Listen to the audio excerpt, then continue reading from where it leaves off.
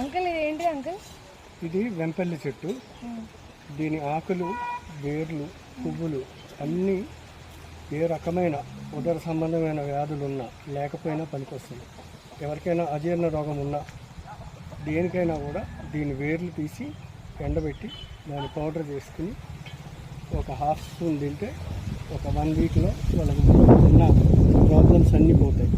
ఈ ఆకులు తీసుకుని బాగా నూరి ఇది కనుక తింటే రోజు పొద్దున్న సాయంత్రం వెయిట్ లాస్ వస్తుంది.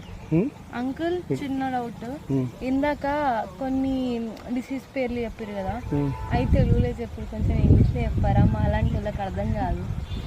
ఇండైజెషన్ అంటే డిస్పెప్సియా. ఓకే, చెప్తున్నా కదా, పొట్టకి నీ గట్కి సంబంధించిన ఎన్ని ఇష్యూ విల్గో, అర్థమైనా?